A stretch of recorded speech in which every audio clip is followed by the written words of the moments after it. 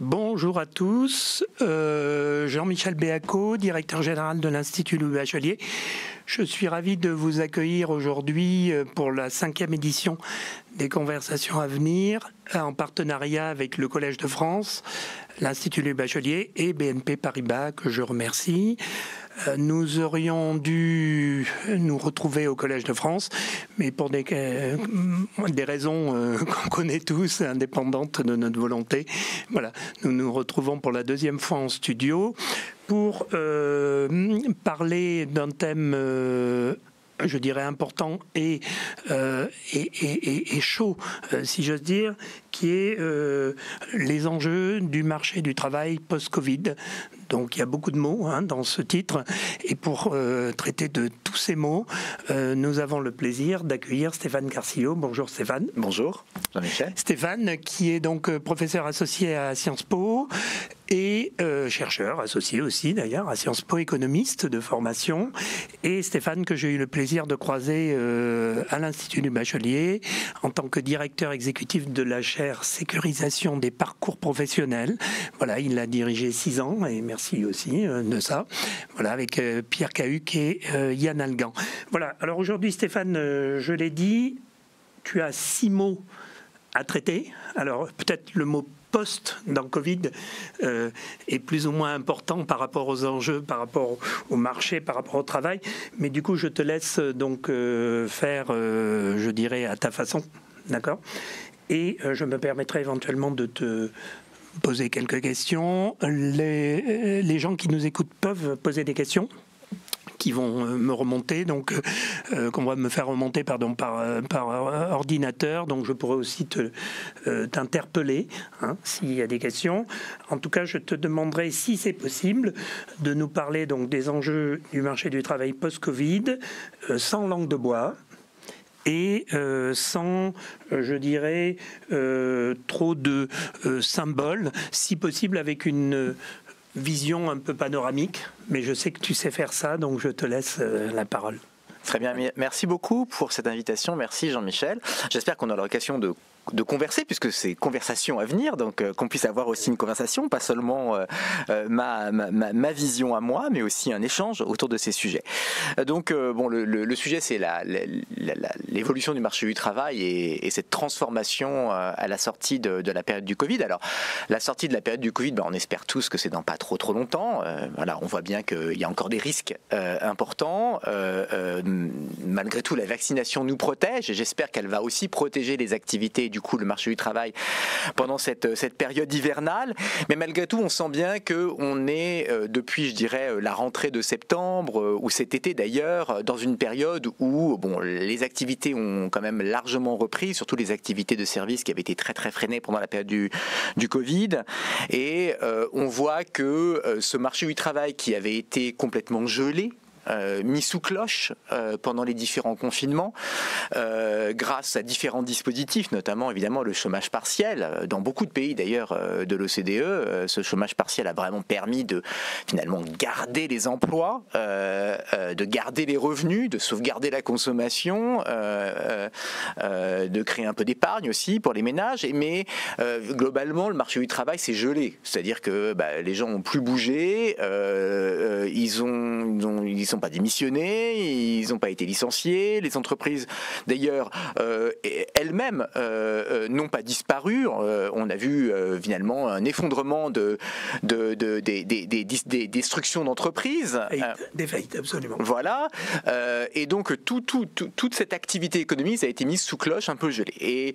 Et finalement, un des gros enjeux de ce qu'on va vivre et de ce qu'on commence déjà à vivre, mais de ce qu'on va vivre dans les mois qui viennent, en cette fin 2021 et en 2022, c'est la remise en marche de cette activité sur le marché du travail, ce qui va nécessiter beaucoup de réallocation d'emploi. Et on sait typiquement que les sorties de crise sont des périodes de grands chamboulements, à la fois pour les entreprises qui se réorganisent et pour les salariés qui changent de job, et donc beaucoup de réallocations. Et alors dans cette crise-là, vu que les réallocations ont été encore plus freinées du fait de la spécificité de cette crise, parce qu'on a gelé un peu les activités, on devrait observer en principe un grand boom de ces réallocations d'emploi. Et ces réallocations, elles sont sont évidemment très très importantes pour la productivité. On sait que sans ces réallocations, c'est-à-dire sans cette mobilité des salariés, des travailleurs en général, les indépendants aussi, entre secteurs, entre emplois, entre entreprises qui changent d'entreprise, ou même au sein des entreprises, entre activités, parce que les entreprises se réorganisent pour se retourner vers d'autres activités, adopter de nouvelles technologies. Sans ces réallocations et ces mobilités, la productivité ne progresse pas et la croissance ne redémarre pas. Donc, pour avoir un boom de la croissance, un redémarrage aussi des revenus, il faut qu'il y ait ces réallocations, et c'est quand même un des gros enjeux, c'est de remettre la machine en route et de faciliter ces réallocations. Alors, faciliter ces réallocations, ça a l'air simple comme ça, mais c'est pas si simple. C'est pas si simple quand les emplois qui sont créés sont plus les mêmes que les emplois d'hier, d'avant la crise. Lorsque le contenu, par exemple, en digital de ces emplois, s'est fortement accru. Et on voit très bien d'ailleurs que les entreprises, en cette sortie de crise, ont bien compris que l'automatisation et la digitalisation, c'était une source de résilience très très importante pour les crises futures. Donc, notamment parmi les PME, TPE, on voit un gros mouvement d'investissement dans ces technologies. Et pour pouvoir occuper les emplois dans ces entreprises-là, eh bien, il va falloir maîtriser ces technologies et se former. Voilà donc un des premiers enjeux. Deuxième enjeu, un enjeu de mobilité aussi, pas seulement dans les compétences, mais aussi une mobilité géographique. Les emplois qui se créent ne sont pas forcément au même endroit que les emplois qui vont disparaître ou qui ont déjà disparu, avec des pôles qui se développent et puis des endroits où on perd des emplois. Et donc cette mobilité géographique aussi, il faut l'accompagner.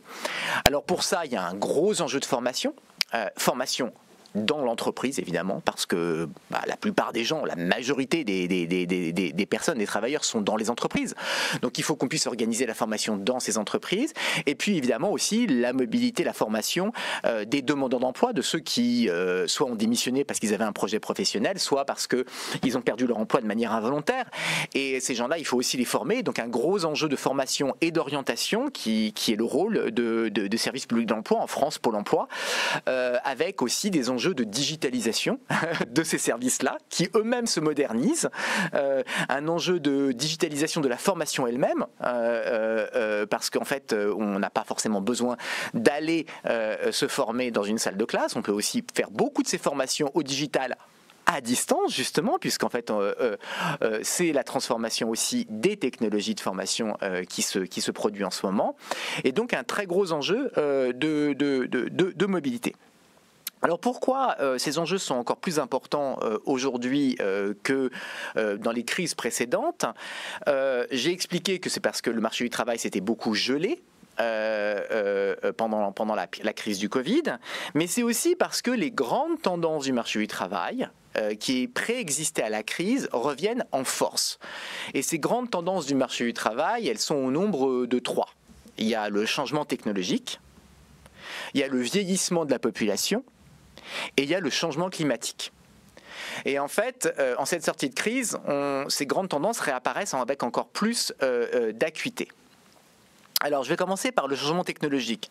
On en a un peu parlé, voilà. On vient d'en parler, effectivement, avec le fait que les entreprises ont compris que la digitalisation, l'automatisation était une source de résilience. Pourquoi? Parce que même s'il y a des problèmes, même si les gens ne peuvent plus aller au bureau, même s'il y a des problèmes de fournisseurs, ça continue à leur donner un accès au marché, cette digitalisation. L'automatisation permet de faire tourner les machines avec moins de personnel sur place, etc., etc. Donc on voit bien que c'est une source vraiment très importante de résilience. C'est ce qui nous permet aujourd'hui de faire Conversation Avenir. Voilà, par exemple, exactement. Sinon, on aurait dû le reporter. Voilà, exactement, c'est ça. Et donc, ces technologies, elles permettent aussi de télétravailler. Et donc, on a vu que le télétravail, par exemple, qui a concerné pratiquement un tiers des salariés pendant la crise, le télétravail a été multiplié par 3 entre 2019 et 2020, ce qui est une transformation considérable. On avait à peine 10% des salariés qui télétravaillaient de manière régulière ou irrégulière en 2019. On est passé à entre 30 et 40% en France et dans la plupart des pays d'ailleurs de l'OCDE. Et le potentiel, c'est qu'on sait qu'environ la moitié des salariés peuvent télétravailler au moins une partie du temps. Donc on a un énorme potentiel de ce point de vue. Donc le télétravail, c'est un des premiers enjeux de cette transformation technologique qui va transformer notre manière de travailler. Et alors évidemment, le marché du travail en sortie de crise, on voit bien, va être très différent au quotidien.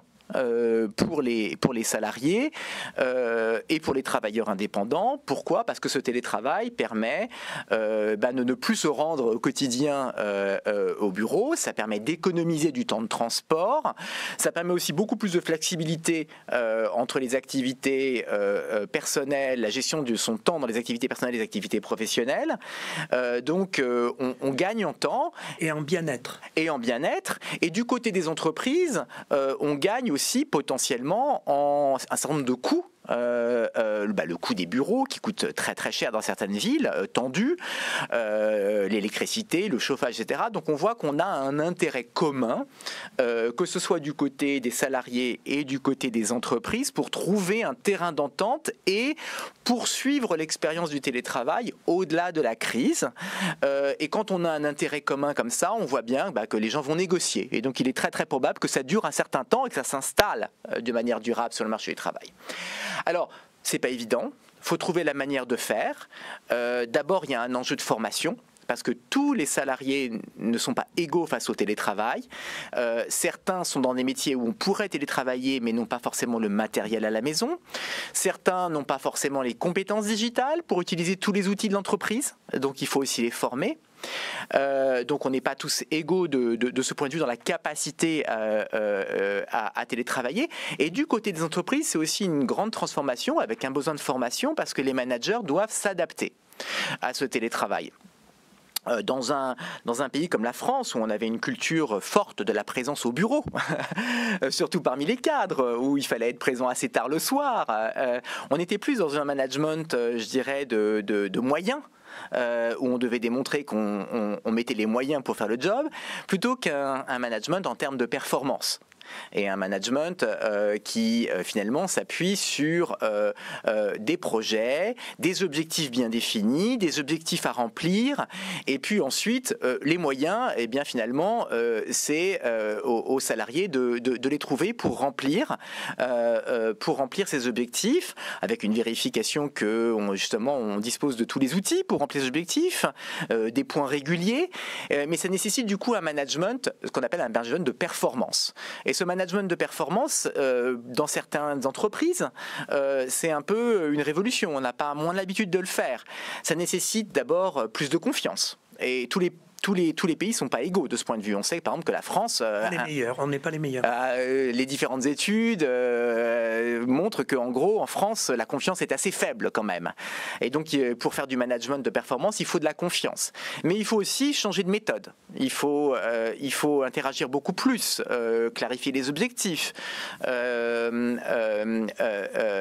des points plus réguliers. Bref, toute une méthode et aussi un besoin de formation des managers de ce point de vue pour réussir cette gestion du télétravail. Et je dirais qu'il y a aussi des limites au télétravail. C'est ce que j'allais dire, parce que le télétravail est une chose, et donc le manager de demain est à créer, enfin comme tu dis, ou à former. Mais quid de quelque part de la structure collective, de l'entreprise. Voilà. Tu vois, parce que tu dis c'est 50%, c'est pas non plus 100%.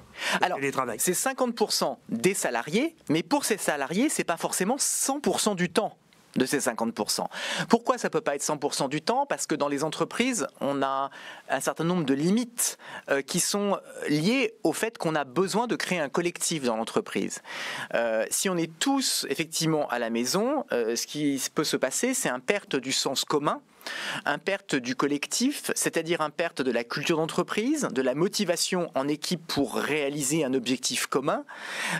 Et ça peut se créer que lorsqu'on se retrouve ensemble à un moment donné dans l'entreprise. Et puis il y a d'autres aspects qui sont très importants, évidemment la motivation qui se fait parce qu'on est une équipe, et la créativité, l'inventivité. Dans beaucoup d'entreprises des pays les plus développés, la valeur ajoutée est dans cette créativité. Elle est dans cette inventivité, dans la recherche de solutions. C'est là qu'est la valeur ajoutée. Et souvent, on sait que cette créativité, cette inventivité, elle se développe et elle se stimule grâce aux échanges avec les autres. On part jamais de rien. On part d'échanges avec les autres. On parle d'échanges d'idées. Et ce mélange d'idées, c'est de là que vient la source de la créativité. Et il se passe lorsqu'on est dans un collectif. Et donc, on voit bien que du coup, cette transformation digitale va nécessiter une réorganisation de la manière dont on travaille, avec des moments collectifs ensemble au bureau où vraiment on est ensemble. On n'est pas dans son bureau à faire du Zoom, sinon ça n'a pas beaucoup d'intérêt. Et des moments où on est chez soi pour justement produire des choses pour lesquelles on a besoin d'être seul pour produire et de se concentrer. Et donc il va falloir arriver à se réorganiser autour de cela dans un certain nombre d'entreprises où tout ça est faisable, évidemment, parce qu'il ne faut pas oublier qu'il y a beaucoup de métiers où c'est pas faisable, des métiers directement de service où on sert les clients et d'entreprises où on a besoin d'être sur place parce qu'on produit des choses. L'industrie manufacturielle, c'est un autre enjeu. L'enjeu là, c'est l'enjeu de l'automatisation. Donc je dirais qu'il y a vraiment des enjeux qui sont très, très importants de ce point de vue. Alors, il me semble que il y a également un gros enjeu. Oui, excuse-moi Stéphane, mais pour finir justement sur ce thème je dirais de la digitalisation et du télétravail qui, comme tu l'as dit, revient en force. Voilà, après 2 années, on va dire un peu de congélation, revient fortement. Je vais poser la question un peu comme un médecin anglo-saxon. Sur une échelle de 1 à 5, tu penses qu'on en est où? Alors évidemment, comme tu dis, plutôt pour des entreprises dans le domaine du service. On en est où de cette hybridation, je dirais, digitale, physique, collectif? En fait, je pense qu'on a fait un énorme progrès. Entre guillemets grâce à la crise du Covid, puisque en fait on a sauvé des millions d'emplois grâce au télétravail et qu'en gros on a poussé la porte très grand et on a sauté dans le grand bain d'un coup. Donc on est passé de 1 ou 2, je dirais, à 5 ou 6. On va dire. Non, l'échelle était de 1 à 5. Mais pourquoi pas ? Mais je pense qu'après, il nous reste du chemin pour aller jusqu'à 10. C'est-à-dire que... aller à 10, d'accord. Je ne sais pas si on peut aller jusqu'à 10, mais en tous les cas, pour terminer le travail, si 10, c'est pas forcément être à 100% de télétravail, mais 10, c'est trouver une organisation qui fonctionne très très bien, dans laquelle le télétravail est pérenne. Et on a trouvé un équilibre entre la présence dans l'entreprise. Et je pense qu'on est encore un peu à mi-chemin, parce qu'il va falloir qu'on trouve la bonne manière de s'organiser dans l'espace et aussi dans le temps pour gérer les périodes en entreprise et les périodes à la maison de manière qui soit à la fois équitable et efficace. Donc je pense qu'on est encore un peu au milieu du gué. Donc on a la moyenne, quoi. On est encore au milieu du gué, je pense, pour pouvoir aller jusqu'au faire le bout du chemin. Il y a encore du travail à faire, je pense, autour de cette question. Sans vouloir justement, parce que je souhaite vraiment que tu parles de vieillissement personnellement, mais il y a d'autres pays qui sont un peu mieux ou pas? Alors, il y a des pays qui... Il y a des modèles ou pas encore, en fait, parce que tout ça est très frais. Tout ça est très très frais. Il y a des pays dans lesquels on faisait plus de télétravail avant la crise, et donc des pays qui sont un peu plus près, certains pays nordiques, par exemple, en Europe, qui sont un peu plus près. Les pays dans lesquels la confiance, d'ailleurs, est plus forte sont des pays aussi dans lesquels il est plus facile de passer à ce mode de télétravail et ce mode de gestion sous forme de projet et de performance, parce qu'on fait plus confiance dans la capacité des gens à s'organiser eux-mêmes et à remplir les objectifs. Il y a des pays dans lesquels il y avait déjà une infrastructure législative ou des accords collectifs qui étaient déjà prêts avant la crise, qui sont déjà plus prêts, parce que quand on doit remettre tout sur la table en matière de loi et de cadre réglementaire, ça prend un peu plus de temps. D'accord. De ce point de vue, la France était un peu au milieu du gué parce qu'on avait déjà un cadre législatif qui avait déjà été préparé ces dernières années et quelques accords, mais il y a encore, je pense, du travail pour décliner ces accords au niveau de l'entreprise, voire les signer dans certains secteurs. Donc tu donnerais les encouragements, quoi. Peut mieux faire, mais encouragement. Ah oui, je pense que la France n'est pas du tout dans une situation formation du tout, voilà, et pas en retard profondément dans ce domaine justement, et a montré sa capacité à pouvoir vraiment progresser. Alors là où on n'est pas en retard justement, mais comme tout le monde, c'est qu'on a pris 2 ans avec le Covid d'âge, et donc au niveau vieillissement, tu parlais de deuxième enjeu qui est le vieillissement de la population, qui est quelque chose qu'on constate et qui a un corollaire qui est l'immigration, enfin sans parler particulièrement des échanges, mais donc cet enjeu-là, tu le vois comment du coup? C'est un vrai enjeu, il a un vrai impact, ou est-ce que c'est plus long terme? Alors, c'est maintenant. Il revient aussi fort que le télétravail. Enfin voilà. Alors, le télétravail, c'est vraiment quelque chose. C'est la face émergée de cette transformation digitale et de cette automatisation qu'on vit au quotidien. Donc c'est vraiment ce qu'on voit aujourd'hui et qui sort directement de la crise. Même si la transformation technologique va au-delà du télétravail, évidemment, c'est la digitalisation des process, c'est la digitalisation des produits, c'est aussi l'automatisation d'un certain nombre de tâches. Et de ce point de vue, d'ailleurs, cette transformation digitale et automatisation, c'est une chance vu le vieillissement de la population. Pouvoir télétravailler, c'est moins se déplacer, les déplacements sont fatigants. Donc pour des personnes qui sont plus âgées, qui sont proches de la retraite, 55, 60 ans, c'est une chance. L'automatisation, la robotisation, ça va être aussi une chance. Vous savez que dans les pays qui sont très, entre guillemets, avancés dans cette vieillissement de la population, le Japon, la Corée, l'automatisation, ça donne aussi lieu à une aide très très forte pour les métiers pénibles, grâce à la robotisation, aux exosquelettes. Donc c'est aussi une chance parce qu'en fait on peut travailler plus tard sur des tâches qui sont pénibles parce que finalement les robots nous aident et on change aussi de rôle, on guide plus qu'on fait les tâches lourdes, donc c'est une chance aussi. Mais ce vieillissement, il est là. Il est, je dirais, assez inéluctable de ce qu'on voit aujourd'hui. D'ici 2050, on aura pratiquement la moitié de la population qui aura plus de 50 ans. Si on ne fait rien en matière, je dirais, de capacité pour ces personnes de plus de 50 ans à rester en emploi, si on ne les aide pas à rester en emploi, la population active va baisser. Et si la population active va baisser, c'est d'énormes problèmes de recrutement pour les entreprises, de gros soucis. C'est aussi une perte de richesse. La population active baisse, la production baisse, le PIB par tête baisse. Si le PIB par tête baisse, évidemment, c'est à la fois moins de richesse personnelle, mais moins de capacité à financer l'éducation, la santé et évidemment les dépenses de retraite. Donc on voit qu'on a un enjeu absolument considérable, collectif, dans les entreprises et pour les gouvernements, pour se préparer très activement à ce vieillissement de la population. Et se préparer, ça veut dire faire en sorte qu'on se met en capacité afin que les seniors puissent rester en emploi. C'est un des gros enjeux. Parce que les seniors, s'ils perdent leur emploi, ce qu'on sait, c'est que c'est très très dur de les faire revenir en emploi. Pour différentes raisons. Pour des raisons de mobilité. Je suis au chômage, je dois retrouver un emploi qui est dans une autre ville. À un certain âge, je suis très ancré là où je suis, j'ai pas envie de bouger. Pour un sujet de reconversion profonde, c'est pas facile à 55 ans de changer complètement tout. Alors que c'est vrai que les emplois qu'on peut me proposer, je travaille dans l'industrie, on me propose du service, c'est pas facile. Et puis pour des raisons de discrimination, l'image des seniors auprès des employeurs est encore très stéréotypée. Manque d'adaptabilité, manque de motivation, manque de flexibilité, on connaît les stéréotypes. L'ancien monde. L'ancien monde, et ça il va falloir que ça change aussi parce que on sait que c'est largement faux quand même globalement.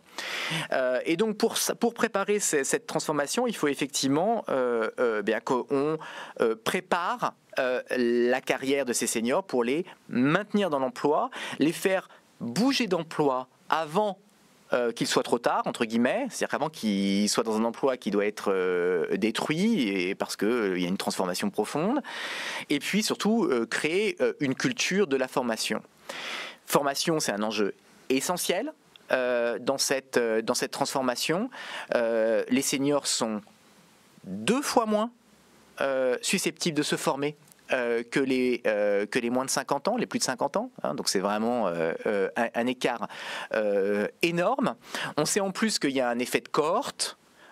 ceux qui ont plus de 50 ans sont en général moins diplômés que ceux qui sont plus jeunes, parce qu'en fait on a une très forte progression du niveau d'éducation ces dernières années, donc les jeunes sont en général plus fréquemment avec des diplômes de l'université, et on sait que du coup ces jeunes qui ont fait des diplômes de l'université sont beaucoup plus faciles et malléables à la reformation, parce qu'ils ont appris à apprendre, parce qu'ils ont des connaissances générales plus fortes que les autres, et du coup ça aide à switcher de thèmes et de postes et de métiers. Et donc on a vraiment un gros enjeu pour créer cette gestion des carrières à la fois dans les entreprises et aussi à l'extérieur de l'entreprise. Donc, et pour ça, il y a à la fois un rôle de l'entreprise, évidemment, puisque les gens sont en entreprise, mais il y a aussi un rôle des pouvoirs publics, je pense, pour arriver à créer une culture de la formation. De ce point de vue, d'ailleurs, je pense que la France n'est pas très très bien placée dans cette culture. Donc là, dans l'échelle de 1 à 10. Oui, je pense qu'on a encore un gros enjeu. Il y a eu des transformations majeures en France du système de la formation. Le fait que maintenant on ait ce compte personnel de formation avec des moyens exprimés en euros sur son téléphone est quelque chose d'extraordinaire. Ça permet de se mobiliser soi-même, mais il faut aller plus loin que ça pour arriver à atteindre ceux qui ont le plus besoin de la formation, c'est-à-dire ceux qui sont à la fois plus âgés et aussi parmi les plus âgés, ceux qui ont le moins de diplômes. D'accord ? Là, on a un peu la composition des deux effets. Alors là, il faut plus que simplement une application. Il faut de la gestion des carrières, à la fois dans l'entreprise et à l'extérieur de l'entreprise, du conseil, régulier, c'est-à-dire tous les ans ou tous les 2-3 ans faire le point, et puis aussi montrer l'intérêt de la formation, c'est-à-dire créer une motivation pour la formation. C'est vraiment extrêmement important.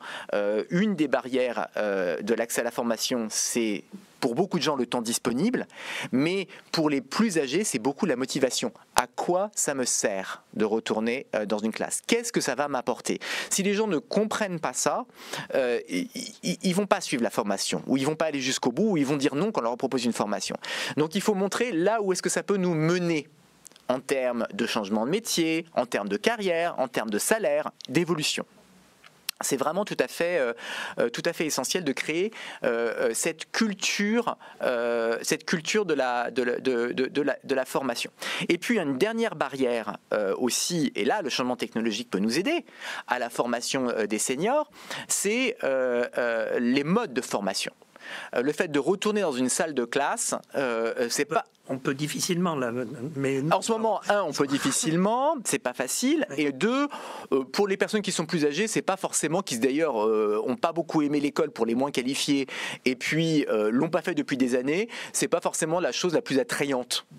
Donc le fait de développer les formations je dirais digitales, les formations en ligne, c'est un outil, je pense, qui peut faciliter fortement l'accès à la formation. Et enfin, un dernier aspect, il me semble, qui est très important, c'est d'utiliser du collectif dans la formation, c'est-à-dire de mélanger jeunes et seniors, de faire de la formation non seulement des jeunes par les seniors, parce qu'ils ont de l'expérience, ils connaissent le métier, ils connaissent les gestes, ils connaissent les erreurs à ne pas commettre, ce qui d'ailleurs leur permet d'être productifs, cette expérience, mais aussi de faire de la formation des seniors par les jeunes, qui viennent avec des nouveaux outils, avec des nouvelles connaissances, qui peuvent les aider à les former sur l'emploi, on the job, comme on dit, sur le terrain, à ces nouveaux outils. Et il me semble que ça, c'est aussi une force de mélanger ces générations en matière de formation. Peut-être d'ailleurs on parle souvent de mentoring des jeunes par les seniors, c'est bien aussi de faire du mentoring à l'envers, par moment, notamment lorsque les seniors arrivent sur des nouveaux emplois. Et du coup, ce mélange de générations, à mon avis, est quelque chose aussi qu'on doit favoriser à l'avenir. Donc un gros enjeu de formation, un gros enjeu, j'ai dit aussi, en matière de recrutement, de changement des stéréotypes. De ce point de vue, je pense qu'il y a un vrai rôle en matière de ressources humaines pour, dans les entreprises, changer la mentalité autour des seniors, faire prendre conscience aussi aux managers, aux équipes, des biais pas forcément conscients qu'on peut avoir. Que les seniors d'ailleurs du coup. Effectivement. Et oui, qu'on peut avoir contre toutes les discriminations entre guillemets, enfin ou les biais. En général, toutes ces discriminations, en particulier à l'encontre des seniors, je pense que c'est bien de prendre conscience de ces biais parce que quand on est conscient de ces biais, c'est quand même un peu mieux placé pour essayer de lutter contre eux. Et donc ça passe aussi par une gestion des carrières qui est revue. Complètement, dans lequel on a ce facteur, on n'a pas systématiquement ce focus sur ce facteur d'âge, on a une gestion des carrières qui est beaucoup plus égalitaire du point de vue des différentes générations. Donc il y a, je pense, un enjeu RH qui est là extrêmement important. Et voilà, et je pense que c'est ce qu'on va vivre dans les années qui viennent. Ce vieillissement, c'est vraiment quelque chose qui va nous accompagner pendant les 10 ou 20 années qui se profilent. C'est un très très très très gros enjeu. Ce vieillissement de la population, il va aussi transformer les métiers. Vous savez que beaucoup de métiers de service vont se développer parce que la population vieillit. Parce qu'une population qui vieillit, c'est une population qui a de l'épargne, c'est une population qui est qui a besoin d'avoir un certain nombre de services. C'est aussi une population qui peut avoir des problèmes de santé. Donc tous les métiers du soin, des services à la personne vont se développer. Et donc c'est aussi une transformation des emplois plus généralement dans notre économie. On voit bien qu'il y a quelques tensions d'ailleurs d'ores et déjà sur ce... on voit bien les tensions de recrutement dans ces métiers. Absolument. Parce qu'en fait la demande elle augmente, parce que la population vieillit effectivement. Alors, il nous faut du temps quand même pour parler du troisième enjeu qui est le changement climatique. Exactement. Qui est un peu partout, qui est un peu tout le temps, qui est très absorbant. Mais du coup, comment est-ce que toi tu le vois, je dirais, parce que là encore, c'est plus long terme aussi, mais il y a des urgences. Alors, le changement climatique, c'est encore quelque chose qui est encore à plus long terme potentiellement. Que le vieillissement de la population en termes de conséquences sur l'économie. On parle de réchauffement à l'horizon de 2050, de 2100, etc. Mais on voit bien qu'en fait, si on ne fait rien maintenant pour se transformer, on n'arrivera pas à éviter ce réchauffement. Donc en fait, les enjeux, en fait, on en prend conscience très fortement maintenant et on se dit que c'est le moment d'agir maintenant. Et donc ça aussi c'est une transformation dont on va vivre les conséquences, si je puis dire, les enjeux dès maintenant, dans la décennie qui vient, dans les années qui viennent. Et ça aussi c'est quelque chose qui va transformer profondément les emplois et les modes de consommation. Les emplois, pourquoi ? Parce qu'il va falloir décarboner un certain nombre d'activités, que ce soit dans l'industrie, dans la construction, dans les transports, dans l'agroalimentaire, qui sont des secteurs qui sont fortement contributifs au réchauffement climatique. Il va falloir utiliser des technologies vertes. Il va falloir, évidemment, l'industrie de l'énergie, qui pour le coup est en profonde transformation. Il va falloir utiliser des technologies vertes, et du coup, ce sont aussi des nouvelles technologies qu'il faut maîtriser pour les salariés de ces secteurs ou les personnes de ces secteurs. Des emplois qui vont fortement se développer avec des besoins de recrutement, et donc là aussi un fort enjeu en matière de formation. Pour mettre à jour les formations sur ces nouvelles technologies. Un enjeu évidemment industriel d'investissement, mais un fort enjeu en matière de formation et de transformation des emplois.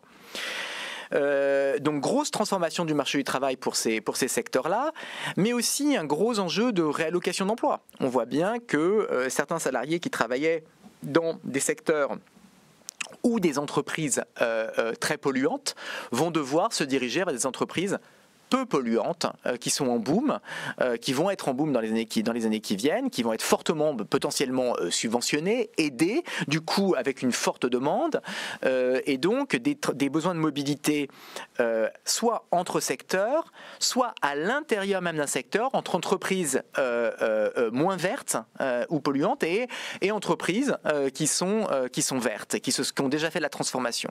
Donc des gros besoins, je dirais, de mobilité de ce point de vue.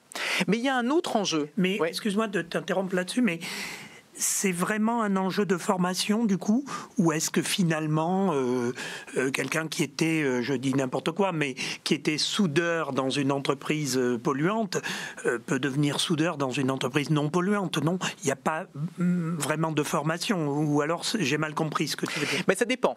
Ça dépend parce que si le fait d'être soudeur dans une entreprise dépolluante dépend uniquement du type d'énergie qu'on utilise, par exemple, effectivement, les gestes ne changent pas. Mais vous prenez par exemple les métiers de la construction, il faut maîtriser les nouvelles normes, il faut maîtriser les nouveaux matériaux qui ne se manipulent pas de la même manière, les nouvelles manières de faire. Donc là, il faut faire de la formation. La formation, elle va s'organiser parfois dans certaines entreprises. Des entreprises qui font la transition elles-mêmes, qui se repositionnent elles-mêmes, vont être capables de reformer un certain nombre de leurs salariés. Mais certaines entreprises vont malheureusement pas être en mesure de faire cette transformation et vont peut-être disparaître. Les salariés se retrouvent sans emploi. À ce moment-là, c'est collectivement au service public de l'emploi d'organiser cette formation et de diriger le système de la formation clairement vers ses besoins. Donc, bien identifier les besoins, bien projeter les besoins, la capacité vraiment à anticiper ces besoins de technologies vertes, de métiers verts, très importante pour orienter tout l'écosystème des entreprises de formation et de l'orientation des carrières localement, au niveau local, dans son bassin d'emploi, dans sa région, vers ces métiers-là. Et ça, c'est quelque chose qui s'organise et pour lequel les entreprises ont évidemment un rôle, mais les pouvoirs publics aussi. Parce que tout le monde ne va pas faire la transition dans son entreprise d'origine. En tout cas, pas à la même vitesse. Pas à la même vitesse, exactement. Et un autre enjeu, je dirais, de ce changement climatique, de cette transformation, c'est que, je l'ai dit, certaines personnes vont perdre leur emploi, mais aussi, même pour les personnes qui gardent leur emploi parce qu'elles travaillent dans des services qui ne sont pas particulièrement polluants, il va y avoir des profondes transformations en matière de pouvoir d'achat. On voit bien que... Le fameux coût de la planète qui en fait va se répercuter dans... Le coût de la planète va se répercuter à un moment donné dans le prix des biens et des services qu'on va acheter. Acheter vert, se déplacer vert, construire vert, si on ne l'a pas fait aujourd'hui, c'est qu'on est allé vers des solutions qui étaient certes polluantes, mais probablement moins chères. Et aujourd'hui, on va se tourner vers des solutions qui sont moins développées, moins fréquentes, qui coûtent plus cher. Et au moins pour un certain nombre d'années, avant qu'on arrive à avoir les gains d'économie d'échelle qui nous permettent de faire baisser les coûts, beaucoup de ces nouvelles manières de faire, de ces nouvelles énergies, de ces nouveaux matériaux, de ces recyclages vont rajouter du coût. Ce coût, ça va renchérir le prix de certains biens et du coup, ça va peser sur le pouvoir d'achat. Les rémunérations, notamment des personnes qui sont les plus fragiles, qui sont en bas de la distribution des salaires. Et donc il va y avoir des tensions à mon avis qu'il va falloir gérer aussi en matière de pouvoir d'achat, de rémunération et de redistribution aussi pour les pouvoirs publics, pour ces personnes qui sont faiblement qualifiées. Alors Dieu merci, on a les outils de redistribution, mais il va falloir les adapter. Aujourd'hui, on est capable de redistribuer vers les personnes qui ont des emplois à faible salaire. On est capable, grâce à ce qu'on appelle la prime d'activité, qui a été très fortement développée en France, ce qu'on appelle dans les autres pays les prestations en emploi, c'est-à-dire qu'on verse des compléments aux personnes faiblement rémunérés pour compenser le surcoût sans peser sur le coût du travail. On a aussi évidemment le système d'impôt qui peut gérer ça. Mais au-delà de ça, plutôt que de faire de la redistribution aveugle, il va aussi falloir penser à des manières de faire de la redistribution verte. C'est-à-dire faire de la redistribution et des avantages qui permettent d'abaisser le coût de ces services ou de ces biens verts par rapport au coût des services et des biens qui sont les plus polluants. Et donc, il y a un gros enjeu de système d'impôt et de redistribution pour être bien dirigé et en même temps éviter de faire monter des pressions en matière de pouvoir d'achat dont on voit bien qu'elles sont extrêmement sensibles.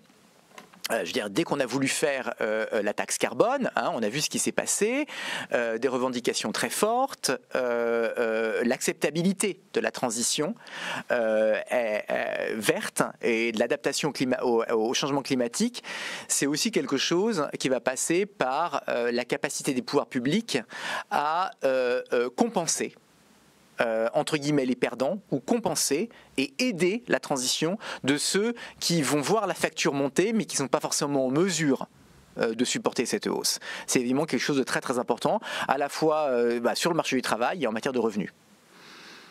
Mais là, si je te comprends bien, l'entreprise a un rôle actif dès maintenant, mais là encore, un peu comme le vieillissement, il faut une politique plus macro, je dirais des pouvoirs publics ou disons quelque chose qui accompagne plus que, par exemple, la transfo digitale qui peut se faire plus facilement par l'entreprise. L'entreprise, elle a évidemment un rôle. Je veux dire, le fait de... Du coup, il y a des pays qui sont en avance, du coup, là encore, tu vois, par rapport à...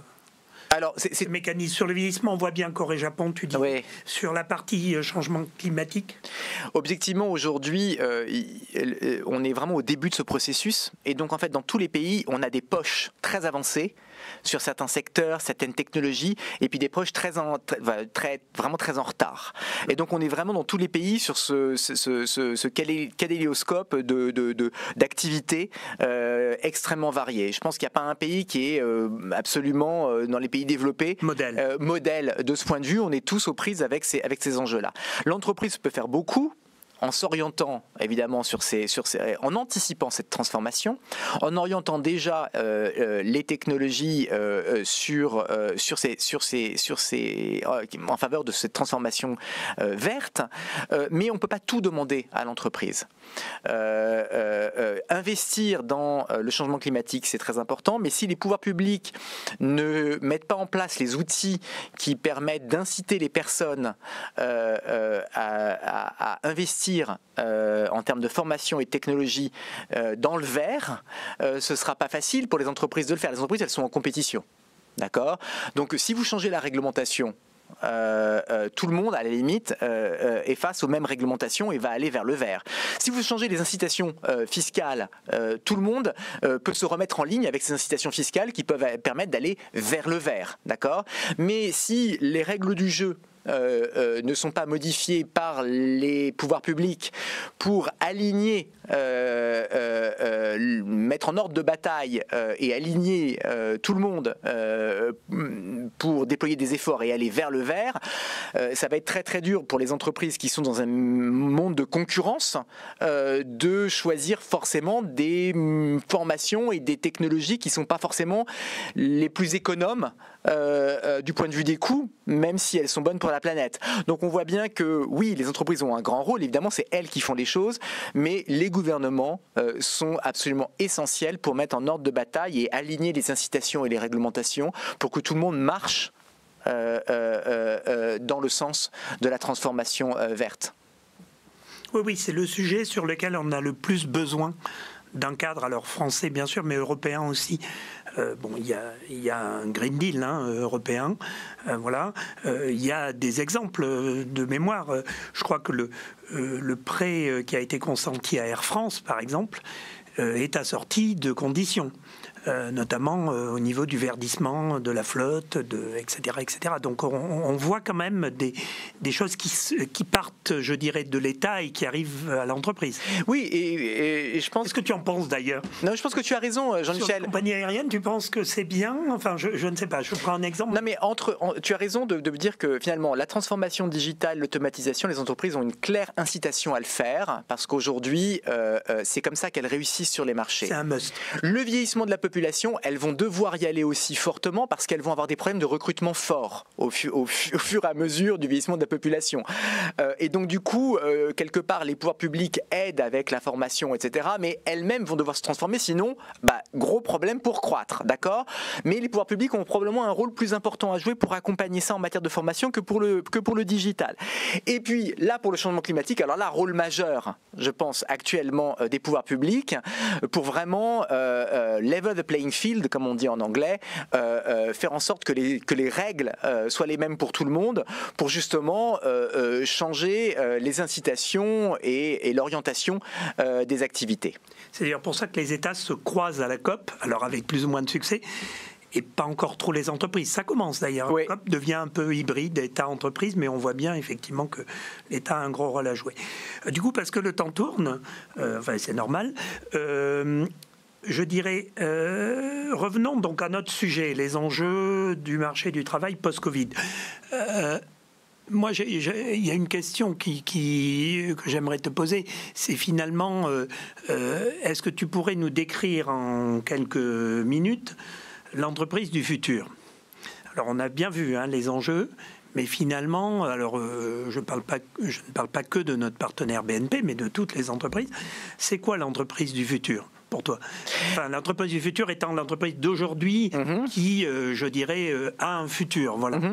Alors, cette entreprise du futur, ou en tout cas ces métiers du futur, c'est des métiers dans lesquels, à mon avis, on va avoir beaucoup plus d'interaction avec les machines, avec l'ordinateur, une entreprise beaucoup plus digitalisée, automatisée, dans laquelle, pour une part de ces entreprises, le télétravail va avoir, à mon avis, un rôle durable, probablement pas à 100%, mais quelque chose qui va s'installer.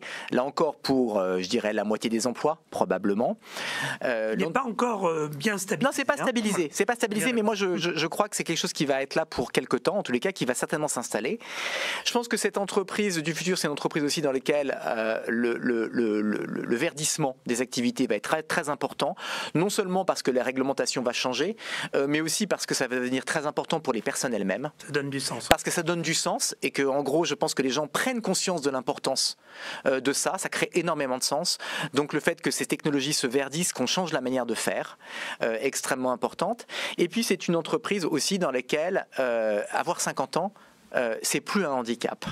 Parce que dans ces entreprises, en gros, on ne pourra plus fonctionner sans les personnes de plus de 50 ans, tout simplement parce que ce sera pratiquement la moitié de la population active en âge de travailler dans quelques décennies, et que donc ce sera la norme. Voilà, à mon avis, cette entreprise de demain. D'accord. Alors, je vois une question en fait de l'audience, parce que avant la question de l'audience, je descendrai bien d'un cran et très vite, Stéphane. Le manager de demain, c'est qui du coup? Enfin, on a parlé beaucoup entre guillemets des emplois, donc les gens qui travaillent, mais le manager, c'est quel type de manager par rapport à cette entreprise que tu décris?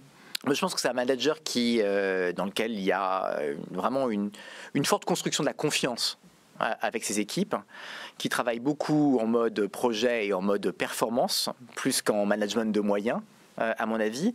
Et c'est un manager aussi qui, justement, pour faire face aux problèmes de recrutement, arrive à surmonter les biais qu'on a tous, consciemment ou inconsciemment, à l'encontre de certaines catégories de minorités, des seniors, des minorités ethniques, etc. Parce que on se rend compte qu'on a besoin de tout le monde et qu'en fait on peut très très bien fonctionner avec tout le monde. C'est ça, un manager inclusif. Alors je te demande, sur le point de l'inclusion, effectivement, je lis la question. Bien sûr. Je crois que tu la vois d'ailleurs, mais je vais la lire. Vous avez évoqué le sujet des seniors, effectivement, abondamment, puisque le vieillissement est un des points.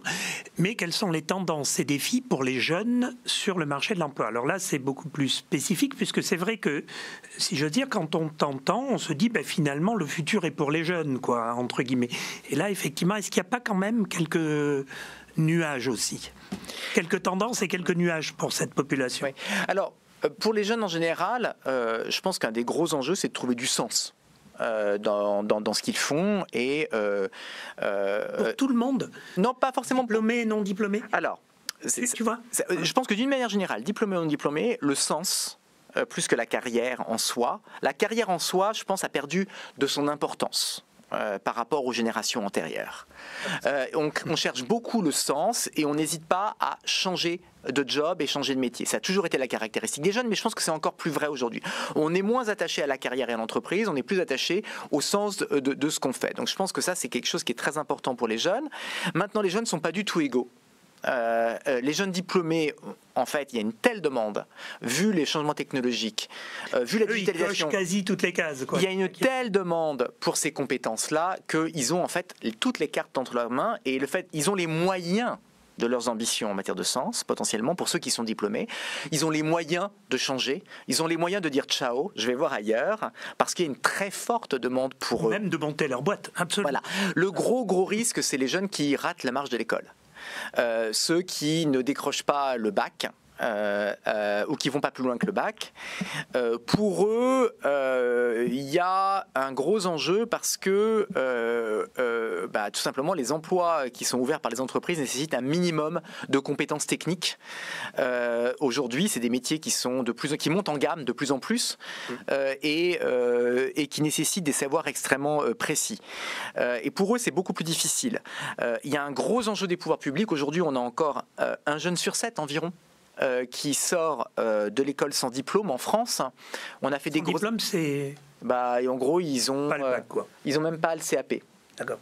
Hein, voilà. Donc le CAP, c'est un diplôme avec des compétences techniques. C'est un vrai diplôme qui permet de décrocher un emploi. C'est pas du tout un sous-diplôme. Hein.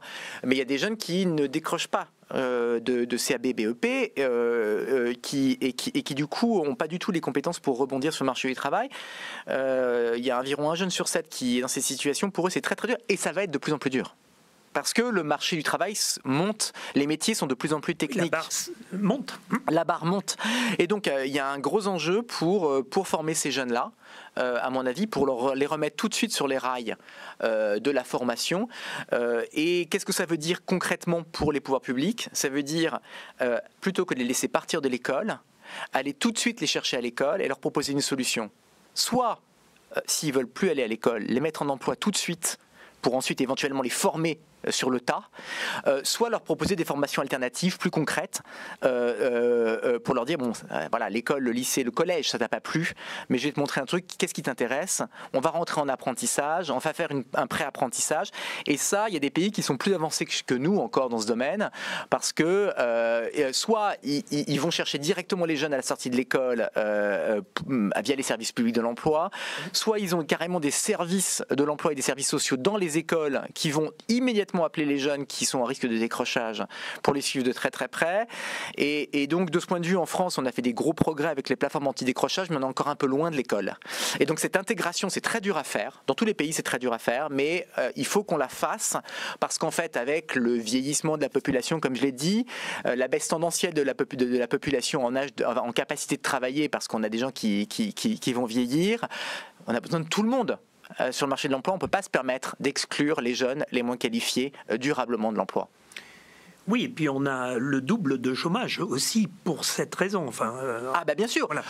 Un des motifs pour lesquels effectivement on a du chômage en France. C'est plutôt à 8, quoi. Les autres sont plutôt à 4-5. Voilà. Une des raisons, c'est beaucoup la difficulté de ces jeunes à s'insérer sur le marché de l'emploi, plus généralement des moins qualifiés, mais particulièrement des jeunes. Oui.